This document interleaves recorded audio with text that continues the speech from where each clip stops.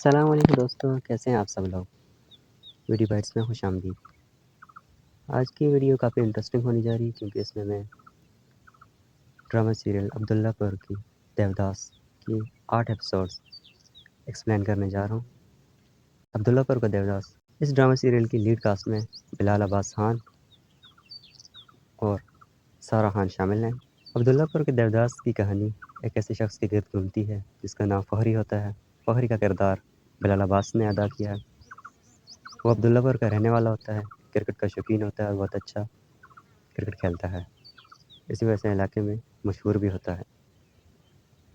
وہ اپنی خالہ کے گھر رہتا ہے، اس کے والدین کی ڈیتھ ہو چکی ہوتی ہے اور اس کا ایک کزن، بھائیوں جیسا کزن ہوتا ہے، کاشف۔ اس کے پڑوس میں ایک لڑکی ہوتی ہے جمیلہ، وہ اسے پسند کرتی ہے کہ خواب کچھ اور ہوتے ہیں۔ ایک دن اچانک عبداللہ پور میں ایک لڑکی آتی ہے گلبانو نام کی۔ گلبانو کا کریکٹر سارہ خان نے پلے کیا ہے۔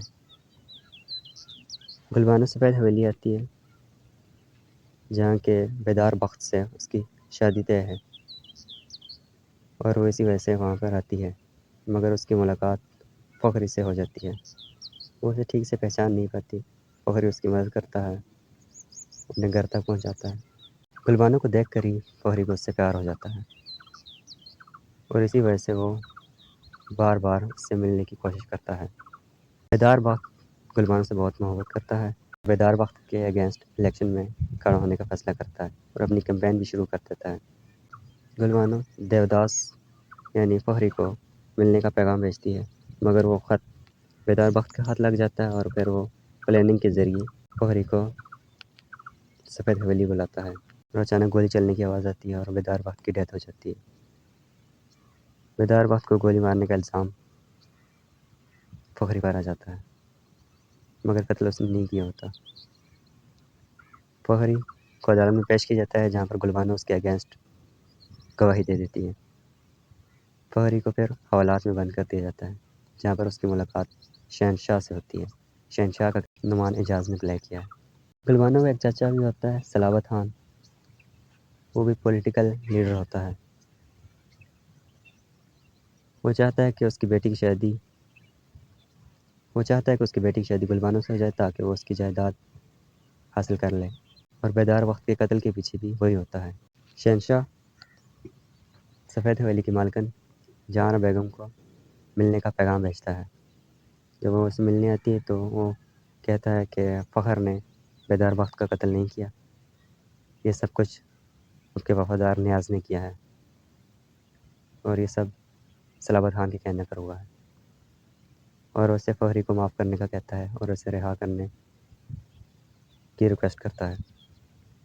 جہاں بیگم یہ مان لیتی ہے اور فخری کو رہا کر دیا جاتا ہے۔ فخری عبداللہ پر چھوڑ کر لاہور آ جاتا ہے۔ جہاں بیگم نیاز کو مار دیتی ہے اور سلاوت کو کال کر کے کہتی ہے کہ میں نے بیدار وقت کا قاتل مار دیا۔ کاشف جو کہ لاہور میں یونیورسٹی میں پڑھتا ہے، وہاں وہ گلبانو سے پیار کر بیٹھتا ہے۔ اسے نہیں پتہ ہوتا کہ یہ وہی گلبانو ہے جس سے فخری پیار کرتا ہے۔ گلبانو آخر میں مان جاتی ہے، مگر پھر پارلر میں وہ وہاں سے بھاگ جاتی ہے، اس کی چچی اس کی مدد کرتی ہیں۔ گلبانو پھر کاشف سے ملتی ہے۔ ان دونوں کے درمیان بات چیت ہو رہی ہوتی ہے کہ شہروز وہاں پہنچ جاتا ہے اور کاشف کو خوب پیٹ کر گلبانو کو لے جاتا ہے۔ گلبانو راستے میں شہروز سے پستول چھین کر گاڑی سے نکل کر بھاگ جاتی ہے۔ کاشف کو ہاسپٹل میں منتقل کیا جاتا ہے جہاں پر اس کا علاج ہوتا ہے۔ فخری جب لاہور آتا ہے تو وہاں ایک چھوٹے سے کمرے میں رہتا ہے۔ اس کے پاس کافی پیسے ہوتے ہیں۔ پھر وہاں ایک پراپرٹی خریدتا ہے جس کی وجہ سے وہ سب لوگوں کی نظروں میں آ جاتا ہے۔ اسے کئی آفرز ہوتی ہیں مگر وہ پراپرٹی خرید کر غریبوں کے لیے گھر بنائے جائیں گے۔ فخری اب فخر پرویز بن جاتا ہے۔ اس کی ملاقات کئی پولیٹیکل لوگوں سے ہوتی ہے جو اسے اپنے ساتھ پارٹی میں آنے کا کہتے ہیں. وہ اپنی شرائط پر مان جاتا ہے. اب اس کے پاس ایک گھر ہوتا ہے اور گاڑی بھی ہوتی ہے. اس کی گاڑی کا ایک ایکسیڈنٹ ہو جاتا ہے،